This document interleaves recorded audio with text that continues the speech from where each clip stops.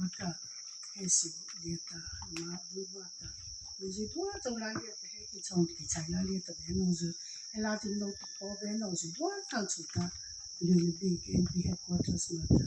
basic sumo ta chana kai pita ai ma program ha no wazi cha he hona hekta cha ta bo cha chula ro pita Chita tuba hai innovate sa president MP headquarters ha cha ta na patutu of happy no PC Lau Thampi Vice President SMP Headquarters Saiko Chata report Yusa Panako Tanaki of Chata Pinoti Finance Secretary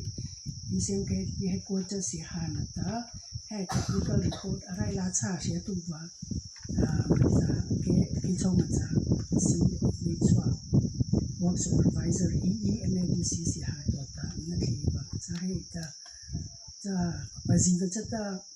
Now, you come at the later, 90 Maha, Yellow Swati, the Peter, ECM can be headquarters that Robi the Kaka Crazy of the Habu, near the Zuduta, Heleta, Bubana Zudopika, you must serve a cow, Sasala, a cow king, so night that over near Bopata. Hallelujah, in Casa Maltas of the Ritajem of said. And then now here, it's a volley night the conta, here, Okana, Stuliata, and for Eda Giliata, Christa Vata, and they ten a cow king, as a tata, too late, and the say it. But now that Gilia had that over in New York, that's hope. Now, based in the top one thing actually, but Imalamate, Evopata, Palebu Stuliata. Christa Vata and Kauki, na they turn as they and Vopata Savata. Yeah, they cut out no time. Headquarters Liata, no popen or they do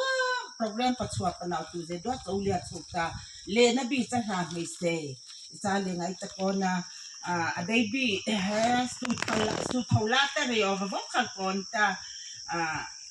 The night, Nadiquata Takatana, the site Evori of Sastilla. A baby but Taiba Reina in New York. Here's the contestant now. The Sataruna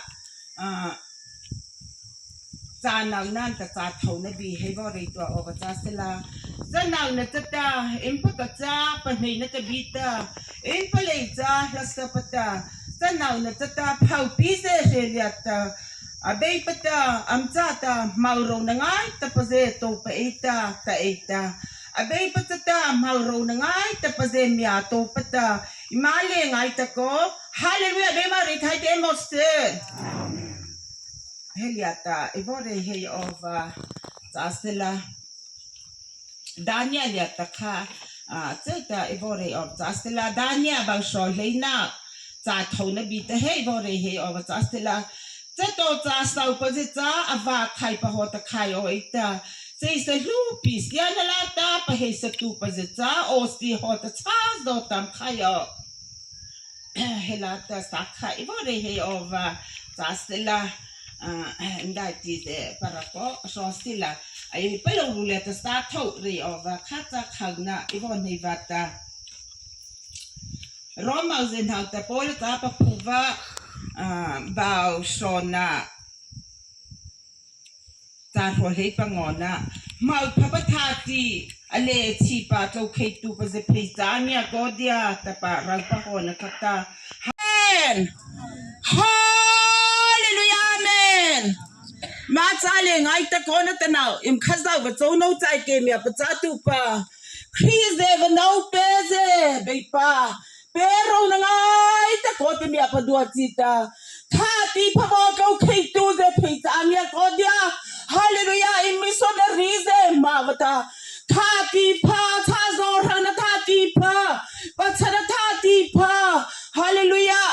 Movatele bisa lapita. Bepa het now here. Platinum take her novas data. Hair cross those there bovatata. Hair sign boz it over. Salia na tatabeipa. Hesai kustulia ti missionary compound chaulia ta tamado na ti minidlia heta. Ki chaila to time no pope no ze. Ki chaulia te etu pe no ze cho. Hestulia ta beipa. He dai ti pangai ta kova. Mauro na ngai ta kova mi ana tova ta na mag chazo ta ri thai te moste. Hallelujah. Ma chale ngai ta kona ta na dai ti ma of ze doaze. Chairman how te la tanau ta wo nei peno ze doa ze cho be pa na ma tham pa thai ta thapa chaula he sulia ta ve tu peno ze doa ze cho mani apa nan den cha ko na ke le tha chau na ta la stay na ta masti na thiva is the MKMP headquarters ta is the on na ze doa yo ta ni a chi na ku pa thai la chau kui ma cha ko la khai za ze doa ta le na bi rin chauta na so ta poin be na Jesu Krista mi apa cha tu maus ya chai ta mau ta ni cha ko hia amen David ona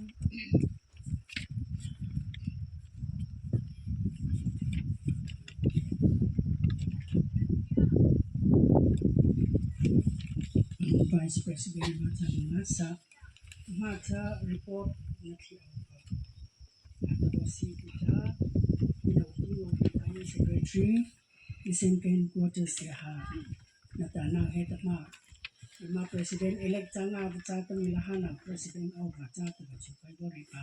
anang dai ting bo pia nang do so pa ha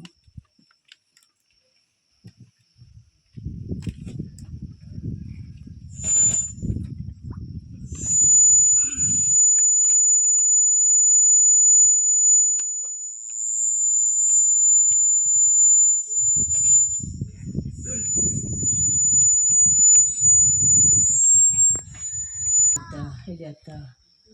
ma pastor na sinita kichaulata ona macha ta kichamacha no polo se KNP diata na khaba nata diata pa ko ba KTP member na se namzidwan hauta yeto saita impepa Jesu Krista maltanona it's a He tamhata cross do imaboba imabong atuna nata imabobo muthavase achuta report imabopi over chasala ICMKNP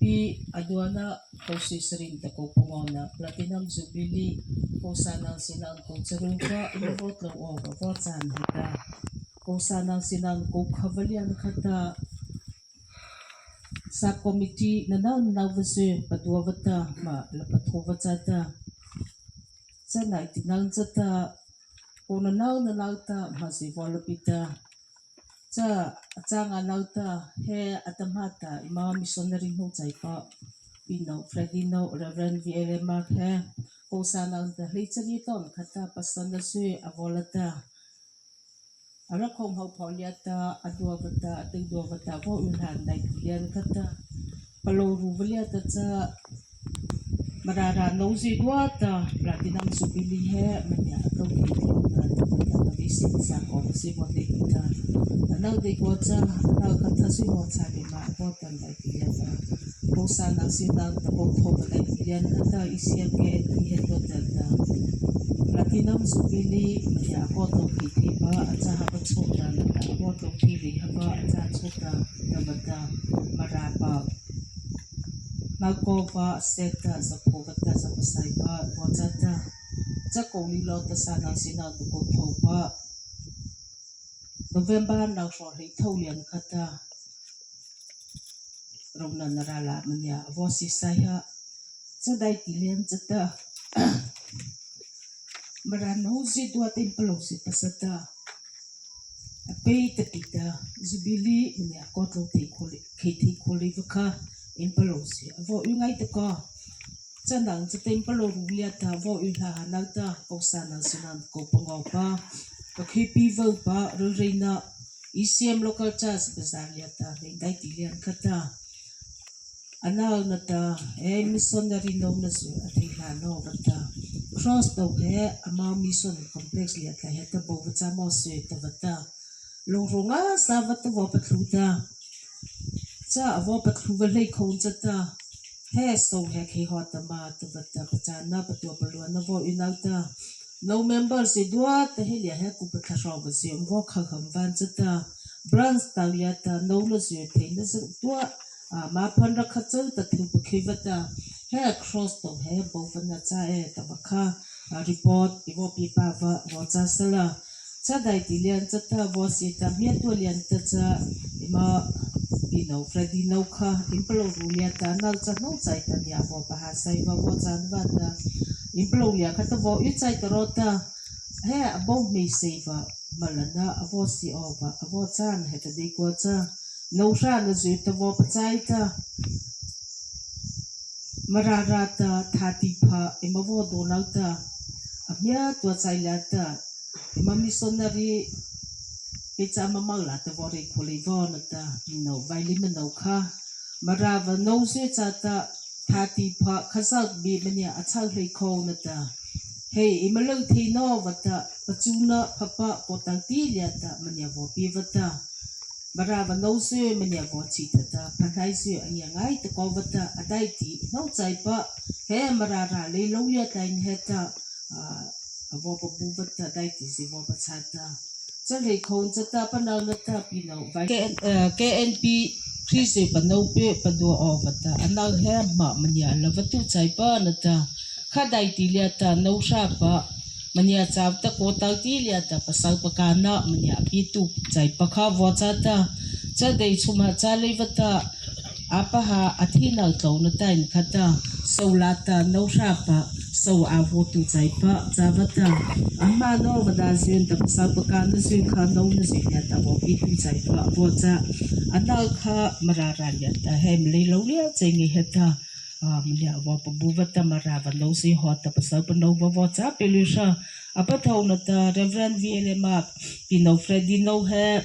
anal cho he athe da ta aresi cover na ta apa ka to da bi apo wa sang chu khat la ko wa bi pe wa are bi le wa no nai no ki ko wa cha no wa cha ta so hon cha ta marara je mlia avo chi tha mamam no ma po si chakona kha thena khata avo paso lai nga nan khata sa khaza ki su charin da ko chaki va lian khata ona nau su mia nau ta chana leng so si ta vo chai pita cha dai ti lia chon chata sakala ta plo va nei vata apalo ru se si pasangai ta ko vata dai ti se vo mali mata he avo anal no adola dai ti lian cha cha po khate me over se mo khate me hi over se he a khal cha chai va keita ma po khale ta e sila avo pa ha sala inan te pa mi se kho o ta vata cha ho pa lo ru tai ta po vata mara no se pi pa cha ta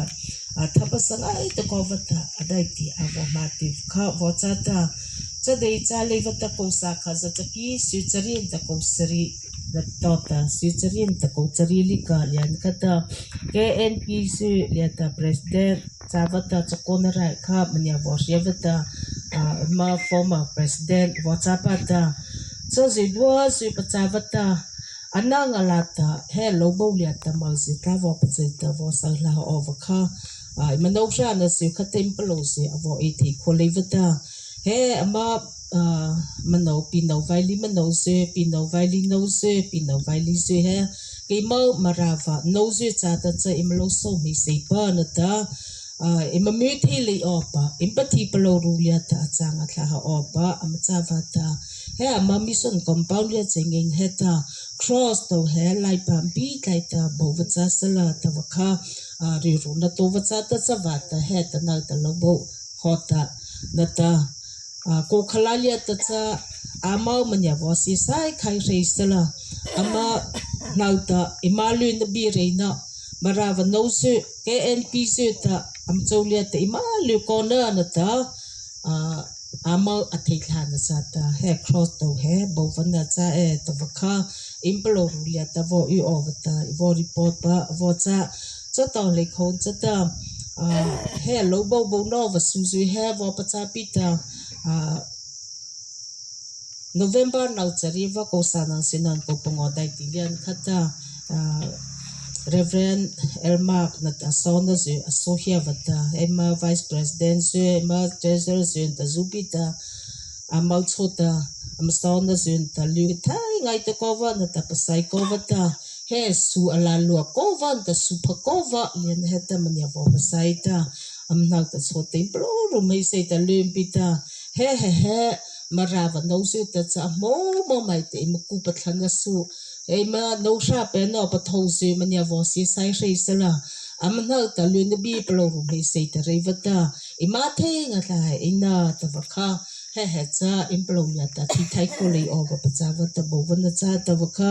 report hota i vo pi pa va cha sala cha dai ti lian cha ta chu tai vo bai kha ko va cha no su cha pi ta he lo bo he cross those bo ta to tia over heta i ma thai na se panau na se avo phale va ta ki choma cha si be chwa MADC anang he meeting ta a hona hota arai na ta au na lo si sai va ta he lo bo cha he ta dai ti zi ro pa ro va ta athen da hota mania vo pa chua pa na va ta ata le nang chou cho ta he ta azu te va cha tha khala nam pa na la han ta pe ya san ta scooty ta ma ta za si thai ko te ve cha hom cha ta he atlo ta le over he vo pa sai le va ta cha ta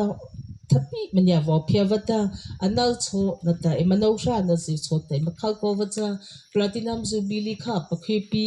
imama ran khata pa hu thei ha se ya ta va kha vo kha ko to ro pi ta anal de ko cha report se avo su pia thai le va ta atanda he a pi hu thei va vo cha pi ta ima vo le ai ta anal chawlia chon khata ke NP headquarter vo va ta na ta be pa Jesus Christ mal ta alu na bi kha invori pa va cha o cha ta na he lia ta vi pe no zi do zi kha zi do chawlia ta lu na bi vo re pi ta via kha aki cha via va ta alu na bi re na kham vo ma over vo cha nai ta cha ra khata cha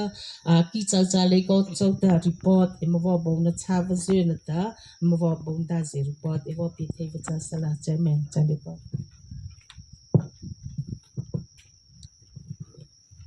finance secretary to ta bu chop na na cha vi zu se ko to thei pi ti ma lu ngai te ko ta ma cha ki chom cha si i chwa na zo zi ta na he cross ru ngai te ko ve he ki mal cha no na zu ta cha abi ta pnau sei si la than ta za thu o vu zu ta so ma bi u le ba ta anai ma ho na zu lo nia pa ta au te lu rai zu ma ta vo ri vo ta si sai ta ta bu to ta cha zain tai ta na hu thei o va ta bo ma na cha va chu he ana zo zi ta na cha e ta ba pnau pi ta cha van cha ta i ma tu thei na u vi ra sala no na zu te ma lu na zi pala sana ta plu pli na ma la o va kha ta ma hem secretary ana la ta plu pli na bo la o va ta vo shwa na ta ye chi ta i chom cha si ye cho kha ba mi bo po va sala cha lu pli ni bo la khain ta dai ti bo ma ba zi ba o va cha sala na bo shwa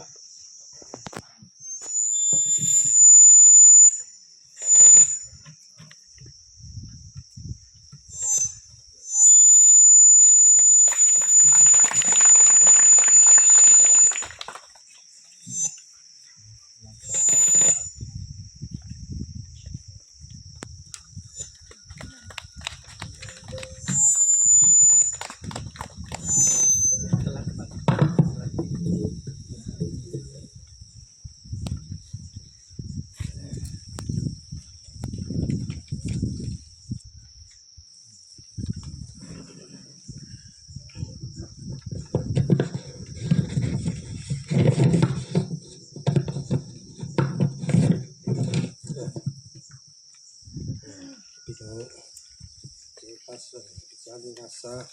report pi thei on da pi kawa na pi chita la le ta le bi ra he to ta technical report pi thei on da he su na pi do se tu pa in khazan ha ta le bi re na ta cha to ta he rai he thei on ta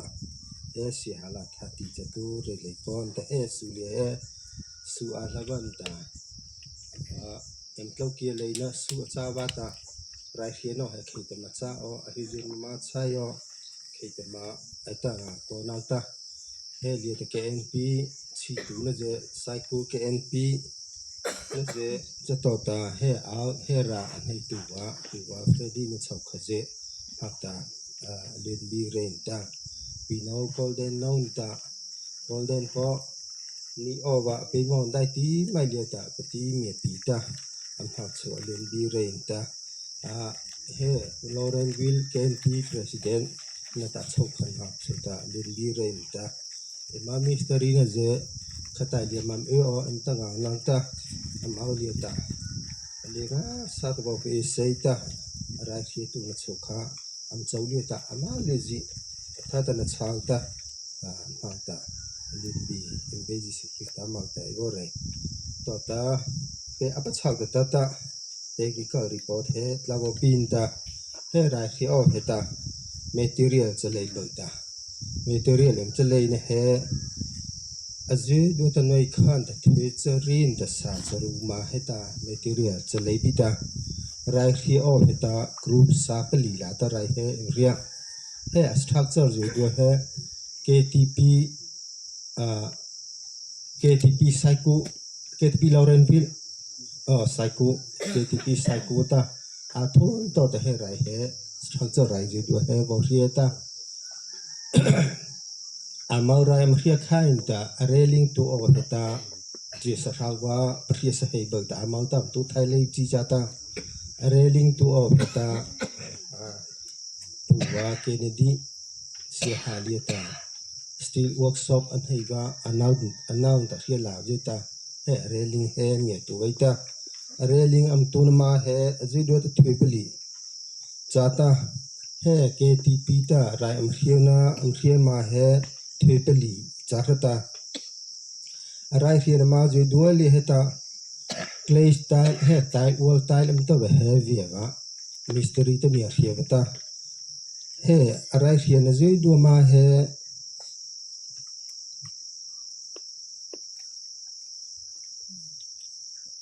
the chakin ta sachari imhal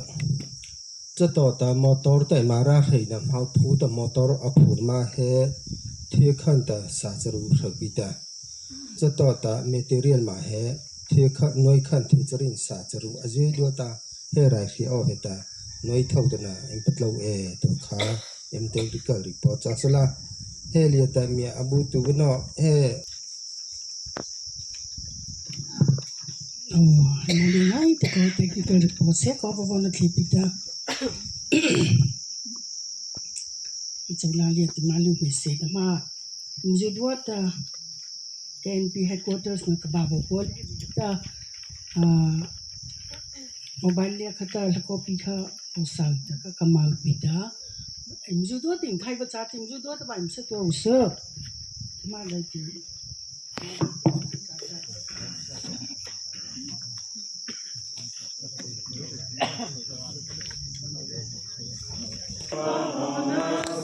Amakai na cha no tarolia le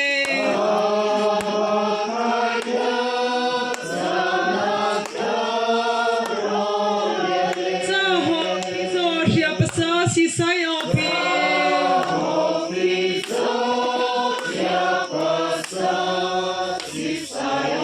ei ma sia na ku va thei pata ei ma sia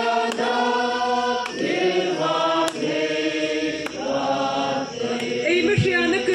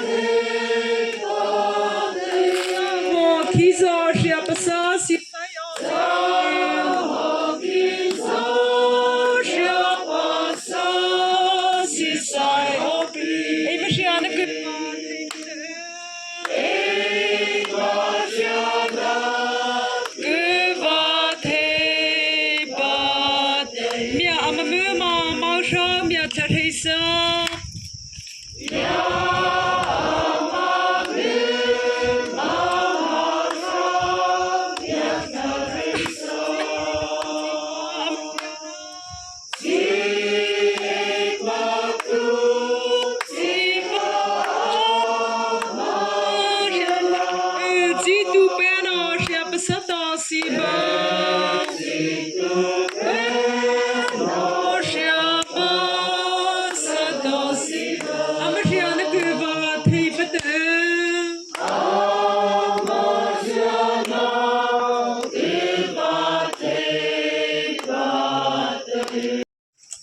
Nanta na nata signboard lana program ma ovita ima ES ima ES in charge ke NP headquarters Saiko Reverend Pithala Baboswa Pita chalang chata ima headquarters la ton heta Lopelina la over culture Pita na chu ye chita bavodo sala pino nazi khaila assistant secretary ta bami bo lava sala to ka bo hopita hela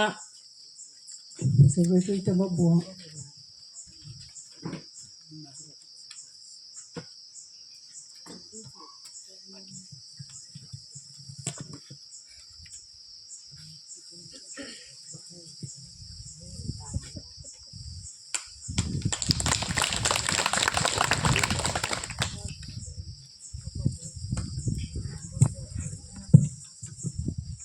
Cikatala maha cross kain pitan buga bahanda tu ma ba raja apa naita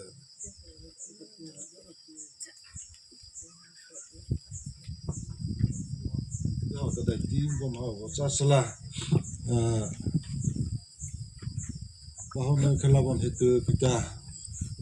satan sa sebla ha jadu ta katlu ko cha le ba ta Dima dalam pastor non ta KNP headquarters nokha ju nok ta khat ko te ta ko ta loi pita ju ko pita ju ke da le to na ta kha san la no ka ni pitaจะkhai to pita chu ta kha ya ta sa sa pa hona va ya ti ko han do da ko sa sala toจะkhai ta la ma so de ta ma bo de ko sa sle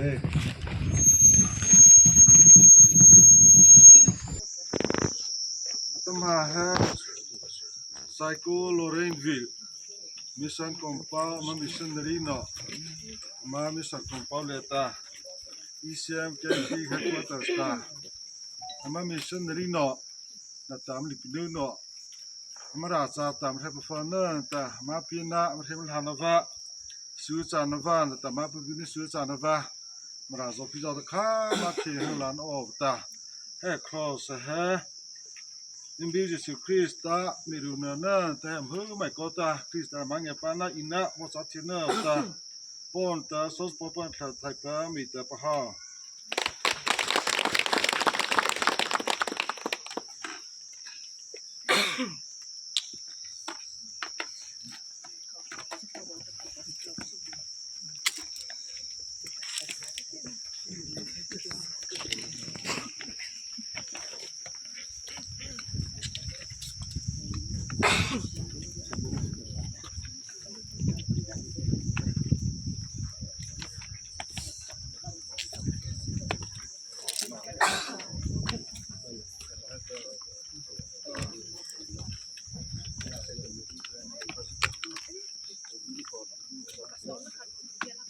ai khale hala balalo ba fiye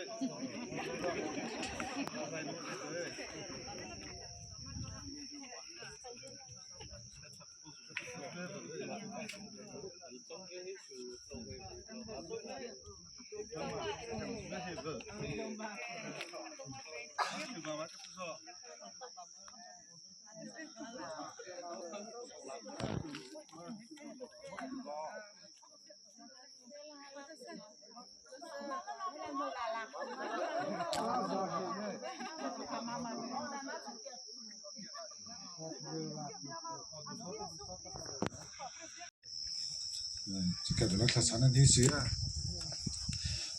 jenis jangan itu tiba rale tepa. Psycho ki lorin bileta misan compound suha merara sopi peson ta nama ta siapa ta nabo hana suha misan rino liduna taita nama ta ha dilu ha ta nabo hana suha ta isem kan pi headquarters ngai ta bne pi cita bos bono pi cita ta ni hoki babo sa hawan hata namai chaplo bli pita chari thai pita Jesus Christ ta me ta long bi in chapol ha bo thai chu ni cha he cross tu bo bu ha ไม่ก็ตามาเราโซพิจารก่อนเนี่ยก็จะเสียแล้วก็จะนั่นว่ารีไทยกาวตานับเกลือเนื้อแต่ปลาน้ำว่าสื่อสาวขอตาให้สื่อวัดเลยตาให้พอสมไม่ก็ตาน้ำก่อนเนี่ยก็จะเสียไปที่เหลือเยอะตัวที่สลายไม่ชดจะมาเก็บปานาปีนึงถ้าถึงนะว่าจะทิ้งออกบ้านท่านเนี่ยปีออกแต่เล็กเดียวแต่จะมาพักใคร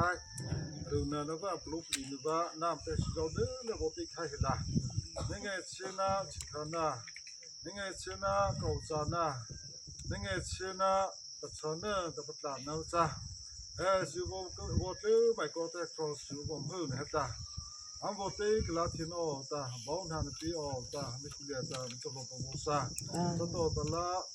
มันมีเส้นเรื่องตามาราเป็นเนี่ยปัจจุบันจะปฏิบัติการนั้นก็สุดเลยตาไซน์บอร์ดตรงนั้นจ้าตาสุดท้ายตัวมาให้เพิ่มไม่ก็ตาน้ำจากที่สิลมาเก็บปานาวิธีโน่แต่ไม่คุยแต่สมองหันตัวมาประมูลซะเดี๋ยวจะเนี่ยจากนี้จะไม่ตัวกันหรือไงจะฮะน้ำตาเนี่ยเป็นที่เวลาน้ำตาเนี่ยปีเวลาบ้องหาเนี่ยปีออกตนาเรื่องบิสซิฟิสตามีตั้งจากก็ฮะอาเมน โอ้เจ้าหน้าจาตะไรรุทาบนตะบีเรนะจังว่าเมียนี่เทสละตะบะเข้าปีตะนางซาสุเยปีตะอีเทลาหองนาเมียตะวาตะโปรแกรมเนี่ยตะประจาวินจานาเลสนาสุเยไขนะเราชาวบ้านนักบ้านเมียบ่มูชีเลยเวลานักภาษาอังกฤษนะจ่ายตะบะก็เมียบ่นักเคละตะบะเข้าปีตะทาปลุปลีนะแกนจะสตาลาโอบะเข้าปีตะนาอุตะให้เรียตะโซนะอีวานะชุกะsecretary ตะมาได้ที่บ่ปีปีตะมาลาเลียตะลาตุออฟตะมา outgoing president พี่น้องนึงเอาลุชาบ่ชัวปีตะมาได้ที่บ่ปีอ่ะ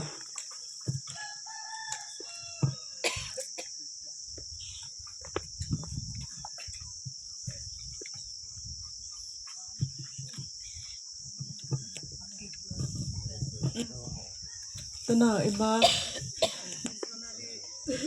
สมานตานำตาโลเทเบรูลา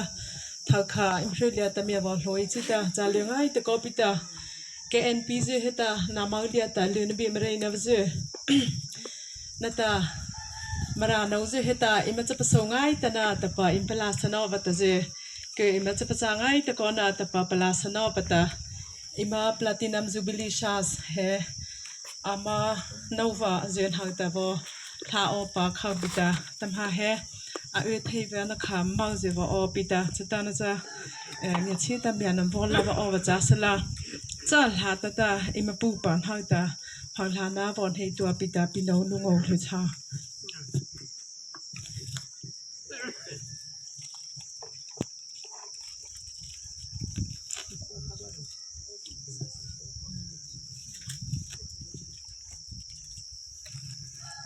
ต่อตลายพอออสเตรเลียอปตาปูปาเฟรดดี้ลาปีนตาลปิโนนตาปิโนซูซานนตาอาบปาต่อตาปูปาไมเคิลลาปีนตาลปิโนปูปาเฟรดดี้ลาปีนตาลปิโนข้านะเจค่ะ sorry แฟรงกี้ลาปีนตามโนเงี้ยเชฟตาเฮราตามิเนียนมาบอดัวปอปติมาจ้าฮะ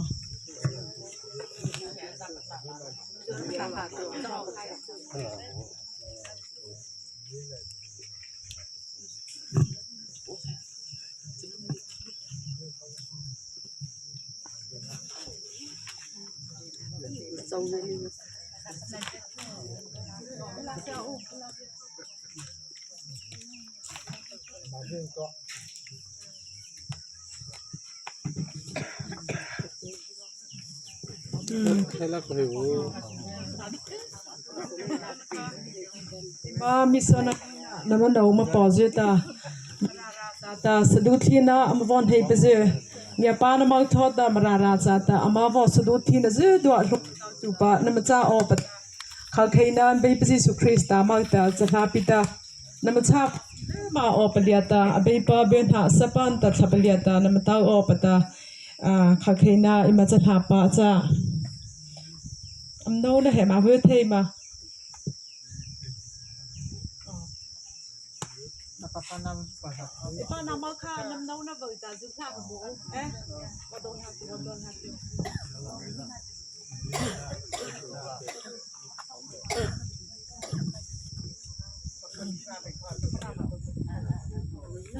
cái nào để ra cái mà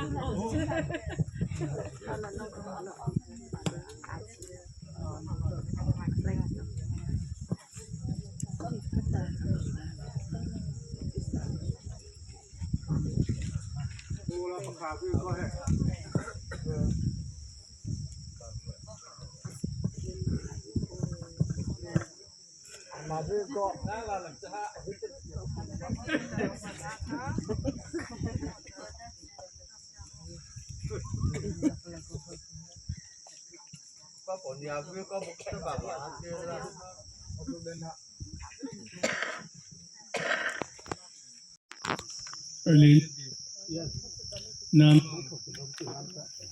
in base Jesu Yesina Zozida has Julieta Giri Tiota Ivoita Lira Santa Ima Penti President the Initiative Itain the Tele of the Sotile Initiative Ipalogata Anata Asana Bukona Ipaloga Saeda it is so daily to the Kazak Anata Mupo the Even the Paloga the Langasa data so the Kazak the sun is so Ida Upravada Biritita Visa Tadade Retain the big Bina I told you Shakota Atanaja the Tita Allah the Bananta Kima Kata Sakulina Apatakulina Sudala Hakota Cup Tabe Panali Seva Nasata Jita Suta Allah God Nareze in the Tata Abari over the Sanabari Sarasala Imri Zakoli Tori the Maji Vahata Sata Sarasal Kaza Ilipino Kivsakova, the Tidiangata, Paku, Pedagata Tata, Navita, Biri, Tilio, Kachiko Nata, Kazavata, Zopila, Heta, Sana, Ayatapani, Kaita, if you get salad, you can retain the, if you get something so that you can, I say, retain the, it's only on that flow. Nada linga sada lin bijeri kai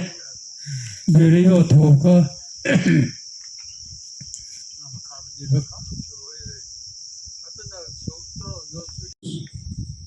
Fiji ya dabo dama so na kata sasako dai pulo yanda abala khato hoeta asuhe zapasada sotota asi sabeko to pasanta Oh, era that's so late Santa cut. So they had Ipolo the Bola later. Even though the Pitanda, some people the code at the Lano Ipolo was a kick on the Sasa was no car, what came out, Sata to tell us that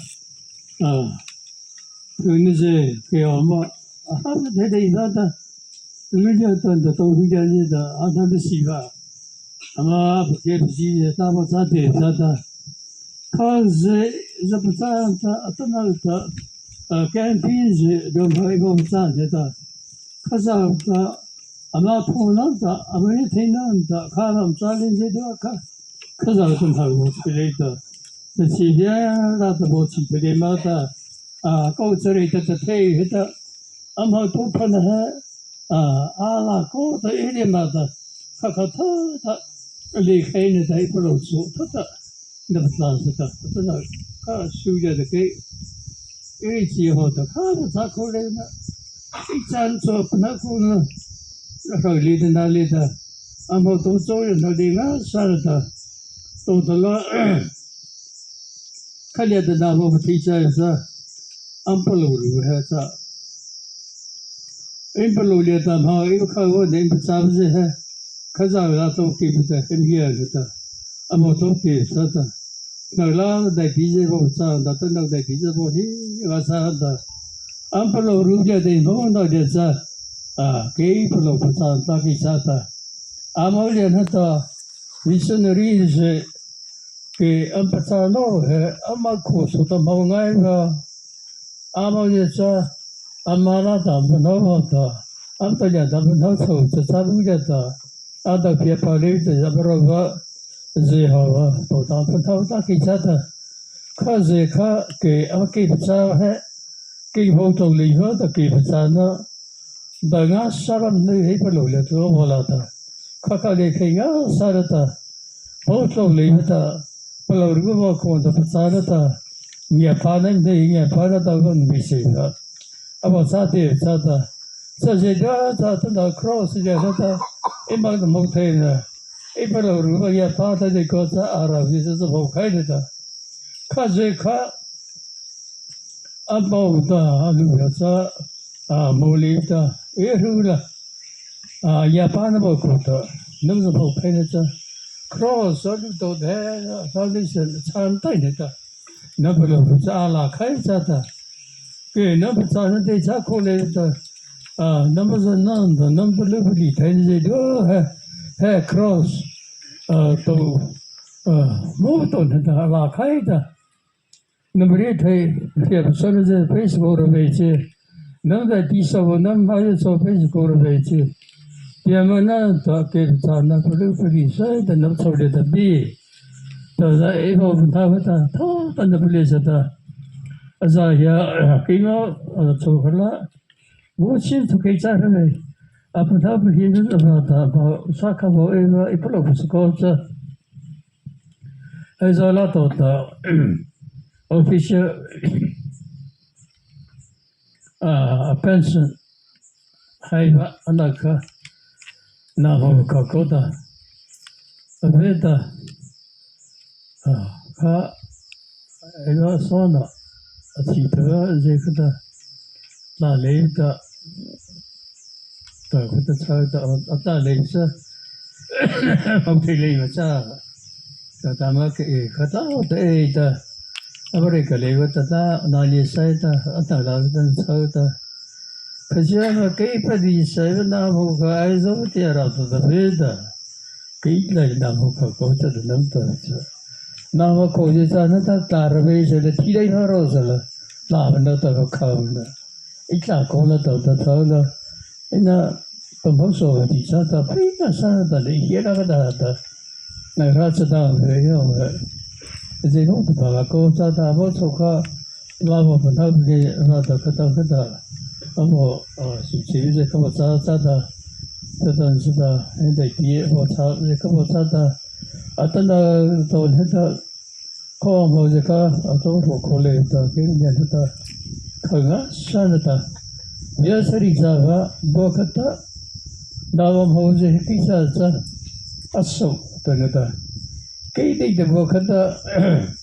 दोकता न जे देनो इबो जे इबलो बोता इबो चाना है असबियदा हेलो लीने से है बोला था तेरा ओ ये बेटे ये के ये पानी दो है तो ये ला तो ये ला था खतो दे pro जे वो होते ये सरी चाहा ने के साजे है बोकदर से पसोगा सारदा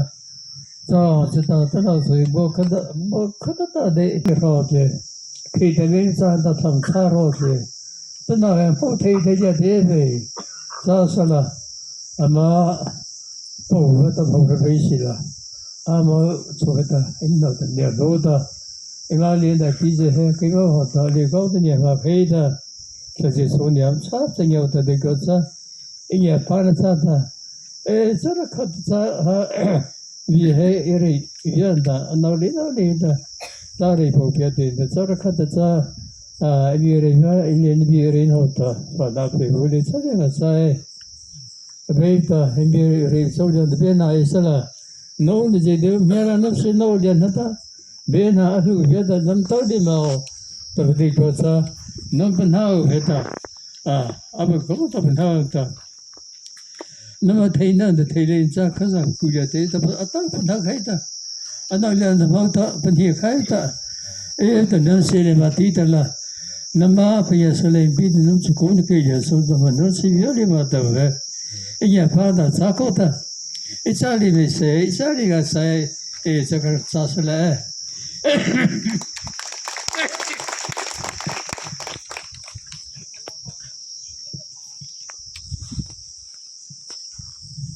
Masalunga sana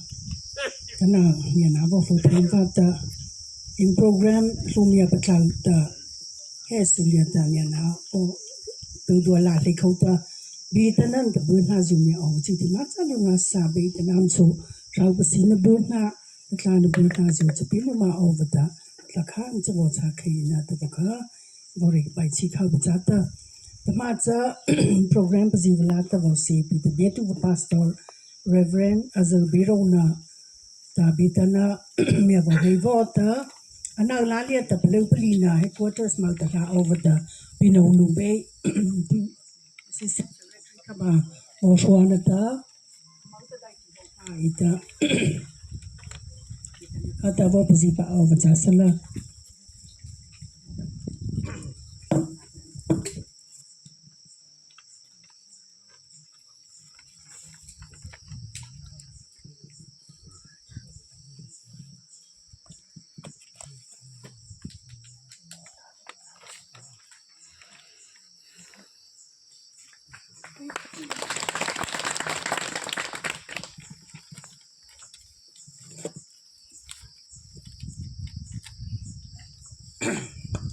Pino chairperson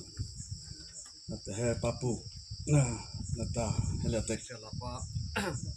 pastor na je KNP headquarters leta ema peno chingai te peno je psycho local mia tholeta ema macha je chi peno obina je doa chale chale veta psycho KNP branch leta branch sa tholeta known as Zenata, Helata Kiapeno, KTP Naze, Hesuleta, Avepeno Zedua, Imbesu Christa Magda, Lenabi, Cherisha Inata. Today, Chalivita has I go Pastor Bia, Vivachota, a Shavata, program here, Jolalita, Lenabi, but people room Hesita, Evoripa, Jasla, had you know, Pino chairperson at Titu Penoze Kakina, Votanata, a Kalpenoze, the program Taliakata, Evosi Vatapanhanata, program Chepa, Vopitita, Abimata, Linabi, Chavore Inata, KNP headquarters, Rirona Nata, Malanapanai, Tepa, Atako, Azako Donokata, Platinum. Jubilee patang patiabata atako nampak happy platinum jubilee nata diamond jubilee pangai tapa pakhappy leta program imam hana khola leta tanal taita program pazole ma thegata ro chave he rongna tanata cha namre rona pangai tapa atupi seliata marara onapa supipa headquarters psycho Epichavita missionary Bangalo complex liata. He hopa program pa nama patal petiab he arona tanata. Psycho zopi nata onauze dua chota chalin pita. Stay chalevita batina tikho lakia liata signboard pa chabi pa namaraguze reite nata arona tanata. He cross pa liata. Ema missionary here to apeno Pino Vaili Manoze Pino Vaili Noze Pino Vaili Athe Khanapa cross Arunangai Takovata number 1 marara nonuze thupakeva sokaita lakpho mapa nama tobzeha arona tanata across alainava nata avelu hajuta nama patipolo ru khaunavtota vo popa khana ama aruviata ha eploleta langai tavata vone he katlen heta lakhel paina missionary music KTP headquarters ta botoita lakro likha report acha ta panhanda arona tanata ko ho pileta atana ho ema missionary na je gate bochata cha gate cholian chata bo site ta cross la chara rai he bo ekalevita helen heta kumnina na pa pakhapa bochate ta chasla acholian heta cross rai ha bo evi cha atana KNP headquarters ta acholian chengai heta he missionary complex bangla cholian chengai ta cross line P number heta ma line P asapapona tavhe eploleta vo eta tadai chale veta cross to line P manya number heta mau to phaina nei veta he missionary complex leta ma leina satara se do chumnya pani vota emam rara leta ma leina satara se do pani veta na chao to he acha chaina chata eri thei chasla Patiplo rumisita alinabi ichale ngasai Betu belata linabi rebese pesona pakova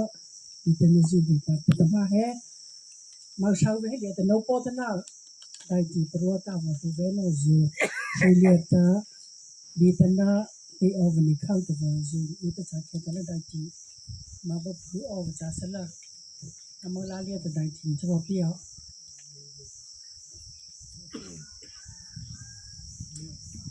Ibe ma Mule ta chakhet la ta ma lina bi reina dai ti chadai man la bo here pita and vice president KNP headquarters ya hata pino HCC zero data lina bi reina dai ti bo ma o cha chona la ta ti bo ha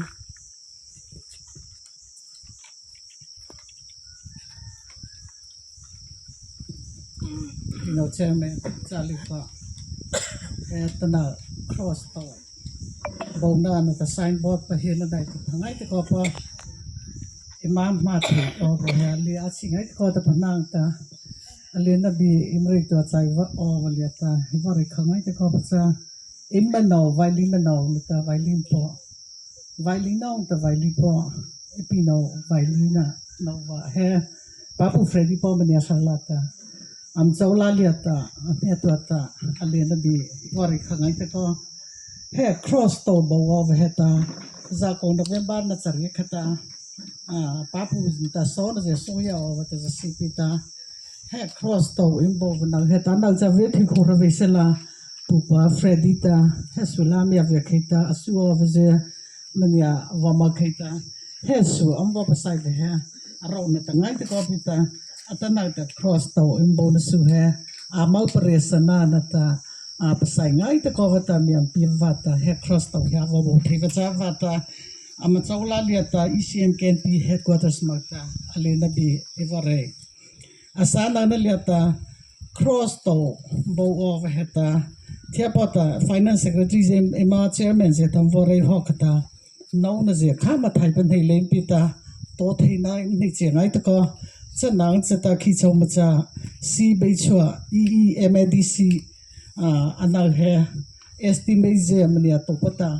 asu je miamal pata a he cross to bo no valia heta supervision raisia ovata ma hona cha ali ngai te ko vata adai ti je aso kharai je do je si sai pata adai ti taliata cross to anya ngai te ko vanta chi ngai te ko va emvo nei the vata khi chawmacha si beichwa chawle chota alena bi imre asa thona liata he reverend Pethalava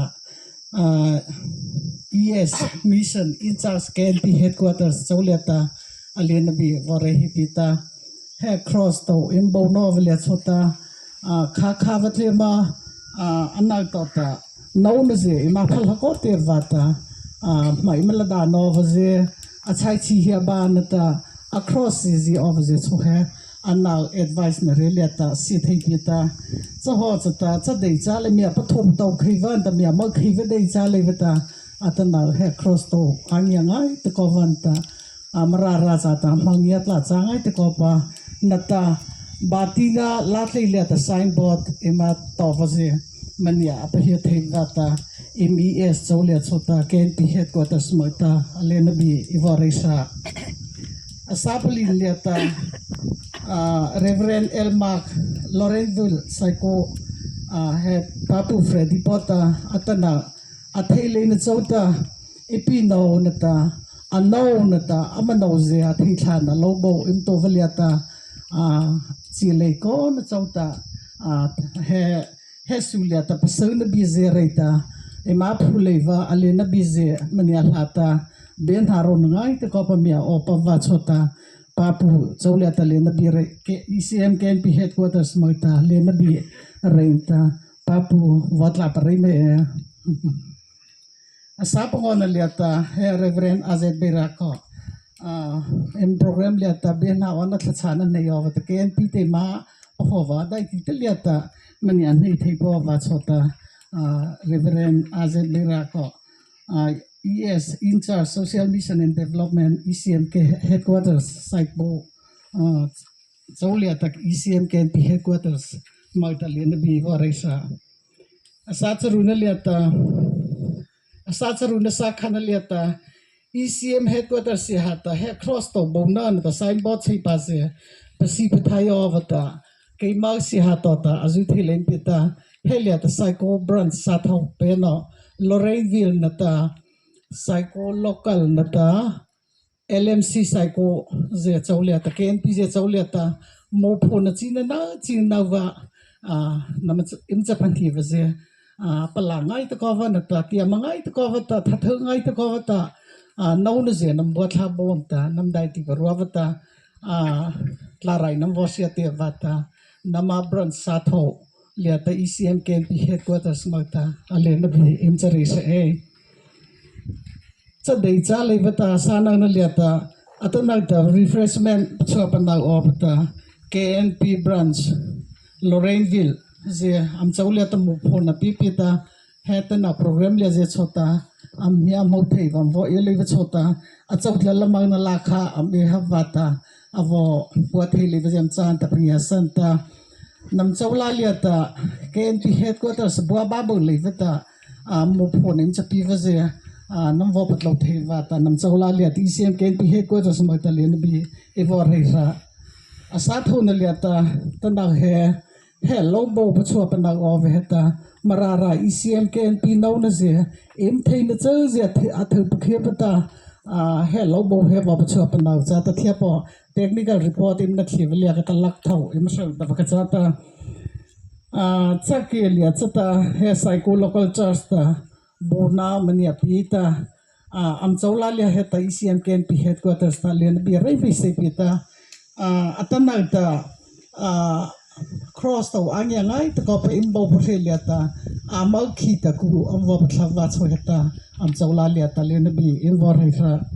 acha chai lia ta cha ta na program hlot la ko pe ma thein cha ba je do he ECM ara populova KNP je sia pasana na ta api pasana na ta palo khona ema missionary ne je impasa sangai ta ko pa amal athei thana na ta platinum em ko tlong thei na ta ta amal chakona sile ma wa thia pa ta hlaim wa sa wa kha chu ra wa kha ke jan na pani via te ta ema chakona wa ta na mya ma thei te ta atana hiam chakona wa dei cha ve imal tholia heta varato to thepo papu ta reiva hon khata atana tin program je hemia mama ke thlang ta pangya santa alingai ta kon te le na ma khiwa tlang ko chanai ta ipino sai u nam chakuna va dei cha levata atana he hemra ra leilo je thap savan ke pachawata namru reivaze hemara leilolia tapabui cita namal cakona thela watana thuklia nauna zeta namal thethana cross to bothi bawacha ve chapalu pli pita an chole ti ma cha lingai takona hemara ra nauna ze cha heta thatlona nata sauna nata masinem dile ma theno pata ima bai pa Jesu Christa phita beliata thakha mya wacha pate muve ma cha lingai ta chatan chata he ta nakta program ho patlawa vathelia ta program ma ta la vaze doze em namdai ti so ko vaze parwa vata helia tem vo po phe the vata he program hel hotla ko pati bam hathe vata namze dwa chawla lia ta le na bi chare mi se pita abai bata chachi thei sala cha e pa isala ben ha cha pi boy se amen chali koina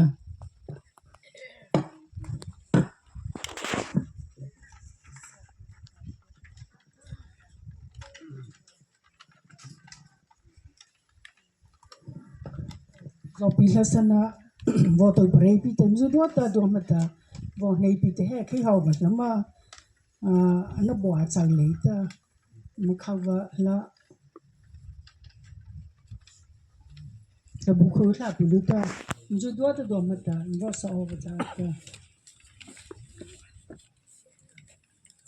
แต่ตาบอกลาบุษสละ